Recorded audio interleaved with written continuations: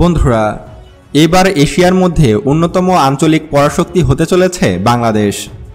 আপনারা হয়তো জানেন, বাংলাদেশ গত বছরের তুলনায় এই বছর সামরিক বাজেট বাড়িয়েছে অনেক, এবং বিভিন্ন ভয়ঙ্কর সব অস্ত্রশস্ত্র নিজ দেশে তৈরির পাশাপাশি চীন, রাশিয়া এবং তুরস্ক থেকে বিপুল পরিমাণে অস্ত্রশস্ত্র ক্রয় করছে বাংলাদেশ। শুধু তাই নয়, সারা দেশে অসংখ্য সেনাঘাঁটি ও বিমান ঘাঁটি তৈরি করা হচ্ছে। এর মাধ্যমে যুদ্ধক্ষেত্রে ভৌগোলিকভাবেও এগিয়ে থাকবে বাংলাদেশ। বর্তমানে বাংলাদেশের প্রায় সব জেলাতেই সেনাঘাঁটি তৈরি করা হচ্ছে, এবং সেই সব সেনাঘাঁটিতে কমপক্ষে 10 থেকে 12,000 করে সৈন্য থাকবে যুদ্ধ ট্যাঙ্ক থেকে শুরু করে আর্টিলারি, MLRS সহ আরও অন্যান্য সব ভয়ঙ্কর অস্ত্রশস্ত্র। শুধু তাই নয়, বাংলাদেশ বিমান বাহিনী এবার নিজ দেশে যুদ্ধবিমান তৈরির মহাপরিকল্পনা হাতে নিয়েছে, যেটা বাংলাদেশের মতো দেশের জন্য উচ্চবিলাসী একটি প্রকল্প। অর্থাৎ বাংলাদেশ এবার যুদ্ধবিমান তৈরির পথে এগিয়ে যাচ্ছে। ইতোমধ্যে কিন্তু বাংলাদেশ বিমান বাহিনী 2টা ট্রেইনার এয়ারক্রাফট তৈরি করেছে, যেগুলো সফলভাবে কিন্তু আকাশে উড়েছে, যেগুলো নিয়ে এর আগেও আমি ভিডিও তৈরি করেছি। বন্ধুরা, যেখানে আজ থেকে 2 বছর আগে গ্লোবাল ফায়ার পাওয়ারে বাংলাদেশ ছিল 44তম শক্তিশালী দেশ, সেখানে মাত্র 2 বছরে বাংলাদেশ উঠে এসেছে 37তম শক্তিশালী দেশে। অর্থাৎ মাত্র 2 বছরেই বাংলাদেশ 7 ধাপ উন্নতি করেছে, যেটা নজিরবিহীন উন্নতি। সামরিক ক্ষেত্রে যদি বলি, তাহলে বাংলাদেশ আর্মি এশিয়ার অন্যতম শক্তিশালী মেধাবী একটি বাহিনী। বাংলাদেশ সেনাবাহিনী এমন একটি বাহিনী যাদের দীর্ঘ সময় শান্তিরক্ষা বাহিনী হিসাবে আফ্রিকায় দায়িত্ব পালন করেছে। আফ্রিকায় শান্তিরক্ষী মিশনে খুবই দক্ষতার পরিচয় দিয়েছে বাংলাদেশ সেনাবাহিনী। এমনকি শান্তিরক্ষী মিশনে বাংলাদেশ সেনাবাহিনী দেশের জন্য গর্ব বয়ে নিয়ে এসেছে। বর্তমানে বাংলাদেশ সরকার সেনাবাহিনীতে একের পর এক ভারী সমরাস্ত্র যুক্ত করছে, যেগুলো বাংলাদেশ সেনাবাহিনীকে আরও সমৃদ্ধ করছে। যেমন সেনাবাহিনীর ভারী অস্ত্রশস্ত্রের মধ্যে কিছুদিন আগে যুক্ত হলো ট্রান্সপোর্ট এয়ারক্রাফট। বাংলাদেশ সেনাবাহিনীতে গত কয়েক বছরে বেশ কয়েকটি ট্রেনিং এয়ারক্রাফট ও 50টির মতো যুদ্ধ ট্যাঙ্ক যুক্ত হয়েছে। এছাড়াও তুরস্ক থেকে ডেলিভারি পাওয়া MLRS থেকে শুরু করে সেনাবাহিনীর জন্য বাইরাক্তার TB2 ড্রোন সবই যুক্ত হয়েছে গত বছর।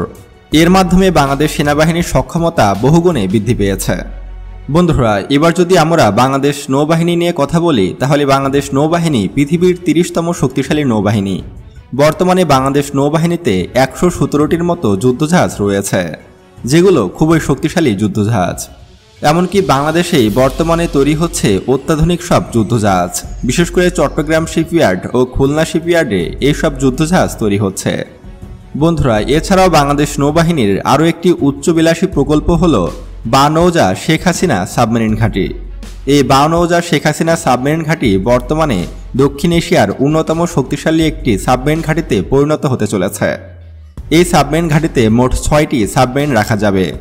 সাবমেরিনের পাশাপাশি এটা নেভাল বেস হিসাবে কাজ করবে। বাংলাদেশ নৌবাহিনীর অন্যতম শক্তিশালী একটি সাবমেরিন বেস বা নেভাল বেস হল বানৌজা শেখ হাসিনা। যেহেতু এখানে 6টি সাবমেরিন রাখা যাবে, সেহেতু হয়তো বাংলাদেশ সরকারের পরিকল্পনা আছে আরও নতুন 4টি সাবমেরিন ক্রয় করা। বর্তমানে বাংলাদেশ নৌবাহিনীতে কিন্তু মোট 2টি সাবমেরিন রয়েছে। আরও যদি 4টি সাবমেরিন যুক্ত হয়, তাহলে বাংলাদেশ নৌবাহিনী হবে এশিয়ার মধ্যে অন্যতম শক্তিশালী একটি নৌবাহিনী। ইতিমধ্যেই কিন্তু বাংলাদেশ নৌবাহিনী পৃথিবীর 30তম শক্তিশালী নৌবাহিনী। বন্ধুরা, এবার যদি আমরা বাংলাদেশ এয়ারফোর্স নিয়ে কথা বলি, তাহলে বলতেই পারি যে বাংলাদেশ এয়ারফোর্স কিন্তু অন্যান্য বাহিনীর তুলনায় অনেক দুর্বল। গত 20 বছরেও একটিও অত্যাধুনিক ফাইটার জেট যুক্ত হয়নি বাংলাদেশ বিমান বাহিনীর বহরে। এটা আমাদের জন্য লজ্জাজনক। বাংলাদেশের বর্তমানে যে অর্থনৈতিক অবস্থা এবং যে পরিমাণ GDP, সে অনুসারে বাংলাদেশ চাইলে কিন্তু যে কোনো সময় অনায়াসেই 30 থেকে 40টি 4th জেনারেশনের ফাইটার জেট ক্রয় করতে পারে। তারপরও কিন্তু বাংলাদেশ এখনও পর্যন্ত কোনো ফাইটার জেট ক্রয় করেনি। এটা আমাদের জন্য দুঃখের। তবে বাংলাদেশ এয়ারফোর্স কোনো অত্যাধুনিক ফাইটার জেট ক্রয় না করলেও বেশ কিছু ট্রেইনার ফাইটার জেট ক্রয় করেছে, এবং নিজ দেশেই কিন্তু স্পেশাল ট্রেনিং এয়ারক্রাফট তৈরি করছে। ইতিমধ্যেই কিন্তু 2টি ট্রেনিং এয়ারক্রাফট তৈরি করেছে বাংলাদেশ বিমান বাহিনী। এছাড়াও কথাবার্তা চলছে যে বাংলাদেশ আগামী 2-1 বছরের মধ্যেই 16টি ফাইটার জেট ক্রয় করবে, এবং সেগুলো হয়তো ইতিমধ্যে অর্ডারও দেওয়া হয়ে গেছে। যেহেতু ফাইটার জেট একটি দীর্ঘমেয়াদী প্রকল্প, তাই এগুলো ডেলিভারি পেতে অনেক সময় লাগে। আপনারা হয়তো অনেকেই গত 4-5 বছর ধরে শুনছেন যে বাংলাদেশ ফাইটার জেট ক্রয় করবে, কিন্তু এখনও পর্যন্ত বাংলাদেশ কোনো রকম ফাইটার জেট ক্রয় করেনি। আসলে ফাইটার জেট ক্রয় করতে হলে আগে 5-6 বছর আগে অর্ডার করতে হয়, তারপরে অ্যাডভান্স করতে হয়। তারও 5-6 বছর পরে এসে ফাইটার জেটের ডেলিভারি পায় কোনো দেশ। সেই হিসাবে বাংলাদেশ আগামী 2-1 বছরের মধ্যেই হয়তো 16টি ফাইটার জেটের ডেলিভারি পাবে। তারপরও আবার এখানে ভারত কিন্তু লবিং করে। ভারত চায় না যে বাংলাদেশ বিমান বাহিনী শক্তিশালী হোক, এতে করে হুমকির মুখে পড়তে পারে ভারতীয় বিমান বাহিনী। আর এ কারণে বাংলাদেশ বিমান বাহিনীতে কোনো রকম ফাইটার জেট যুক্ত হতে দিচ্ছে না ভারত। গোমূত্র খাওয়া এইসব মানুষজন কিন্তু কখনোই বাংলাদেশের উন্নতি চায় না। ভারতের মানুষজন যেখানে দিনে 2 বেলা ভাত খায়, সেখানে 3 বেলা গরুর গোমূত্র পান করে। তাই তাদের মাথায় সবসময় শয়তানি বুদ্ধি কাজ করে। তবে সেটা দেখার বিষয় আমাদের নয়। ভারত চাইবেই যে আমাদের প্রতিবেশী রাষ্ট্র শক্তিশালী যেন না হয়, যেমনটা আমরাও চেয়ে থাকি। কিন্তু তারপরও বাংলাদেশ সরকারের উচিত খুবই দ্রুত 16টি ফাইটার জেট ক্রয় করা, নয়তোবা মিয়ানমার এবং ভারত আমাদের কাছে হুমকি স্বরূপ হিসাবে থাকবে। বন্ধুরা, আবার শুধু সামরিক ক্ষেত্রে শক্তি বাড়ালেই কিন্তু বাংলাদেশ আঞ্চলিক পরাশক্তি হতে পারবে না। বাংলাদেশের প্রয়োজন আঞ্চলিক প্রভাব ও বহির্বিশ্বে নিজের প্রভাব, এবং বাংলাদেশকে সব কিছুতে স্বয়ংসম্পূর্ণ হতে হবে। নিজ দেশে খাদ্য উৎপাদন থেকে শুরু করে সামরিক অস্ত্রশস্ত্র সব কিছুই উৎপাদন করতে হবে। বর্তমানে কিন্তু 95% অস্ত্রই আমরা বিদেশ থেকে আমদানি করি। অর্থাৎ যুদ্ধের সময় যদি কোনো দেশ বাংলাদেশকে অস্ত্র দেওয়া সাপ্লাই বন্ধ করে দেয়, বা ভারত যদি আমাদেরকে নো ফ্লাই জোন ঘোষণা করে, তাহলে কিন্তু আমরা কোনো দেশের কাছ থেকেই অস্ত্র নিতে পারবো না। তখন কিন্তু ভারতের সাথে আমরা যুদ্ধে হেরে যাব। তাই বাংলাদেশের উচিত নিজ দেশেই ভয়ঙ্কর সব অস্ত্র তৈরি করা, বিশেষ করে লং রেঞ্জ, মিডিয়াম রেঞ্জ এবং শর্ট রেঞ্জের মিসাইল তৈরি করা। হামাস, হিজবুল্লাহ, ইরান যে টাইপের মিসাইল তৈরি করেছে, সে টাইপের মিসাইল আমাদেরকেও তৈরি করতে হবে। তাহলেই আমরা ভারতকে মোকাবেলা করতে পারবো। এবং সবচেয়ে যেটি গুরুত্বপূর্ণ বিষয়, সেটা হচ্ছে খাদ্যে স্বয়ংসম্পূর্ণ হওয়া। বাংলাদেশ কিন্তু পুরোপুরি খাদ্যে স্বয়ংসম্পূর্ণ নয়। প্রতি বছর বাংলাদেশ কিন্তু রাশিয়ার কাছ থেকে বিপুল পরিমাণে গম আমদানি করে, ভারত থেকে আমরা পেঁয়াজ আমদানি করি, এবং আর্জেন্টিনা ও ব্রাজিল থেকে আমরা সয়াবিন তেল আমদানি করি। ফলে আমাদের খাদ্য কিন্তু আমদানি নির্ভর। আবার আমরা কিন্তু ইউরোপ সহ আমেরিকার বাজারে তৈরি পোশাক বিক্রি করি। কোনো কারণে ভারত যদি আমাদেরকে নেভাল ব্লক দিয়ে দেয়, তাহলে কিন্তু আমাদের ব্যবসা বাণিজ্য একদম থমকে যাবে। ভারত যদি সত্যি সত্যি নেভাল ব্লক দিয়ে দেয়, তখন কিন্তু আমরা ব্যবসা বাণিজ্য করতে পারবো না। ফলে আমাদের ইনকাম বন্ধ হয়ে যাবে এবং আমরা অনায়াসেই অল্পতেই ভারতের কাছে যুদ্ধে হেরে যাব।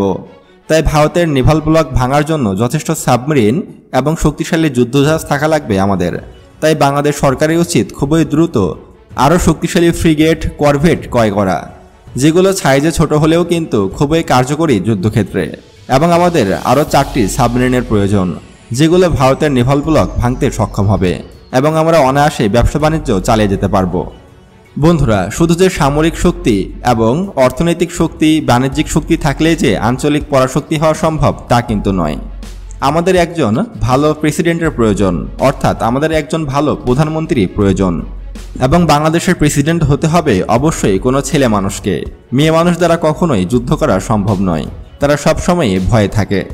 তাই বাংলাদেশের প্রয়োজন একজন ছেলে প্রেসিডেন্টের, যিনি হবে ইব্রাহিম রাইসি অথবা পাকিস্তানের প্রেসিডেন্ট ইমরান খানের মতো, যে কাউকে ভয় পাবে না, কারো সামনে মাথা নত করবে না। এরকম একজন প্রেসিডেন্ট দরকার আমাদের। তাহলে বাংলাদেশ আগামী 2030 সালের মধ্যেই আঞ্চলিক পরাশক্তি হয়ে উঠতে পারবে এবং বাংলাদেশ পৃথিবীর মধ্যে সগৌরবে মাথা উঁচু করে দাঁড়িয়ে থাকবে। এবং আমাদের প্রতিবেশী দেশ ভারত, মিয়ানমার, নেপাল, ভুটান, শ্রীলঙ্কা, মালদ্বীপ ইত্যাদি দেশে বাংলাদেশের প্রভাব বিস্তার করবে। এতে করে খুব সহজেই বাংলাদেশ আঞ্চলিক পরাশক্তিতে পরিণত হবে। তখন আমাদের প্রতিপক্ষ বলতে এক ভারত ছাড়া এশিয়ার মধ্যে আর কেউই থাকবে না। বন্ধুরা, সম্প্রতি ভারত বাংলাদেশের মাঝখান দিয়ে রেলপথ করতে যাচ্ছে, অর্থাৎ বাংলাদেশের মাঝখান দিয়ে ভারতীয় রেল চলবে। ভারত কেন বাংলাদেশের মাঝখান দিয়ে জোরপূর্বক রেলপথ করতে চায় তা জানতে আমাদের এই ভিডিওটি দেখুন। এবং ভিডিওটি ভালো লাগলে একটি লাইক দেবেন এবং কমেন্টে জানাবেন পরবর্তীতে কী ধরনের ভিডিও দেখতে চান। তো আজকে এ পর্যন্তই, আল্লাহ হাফেজ।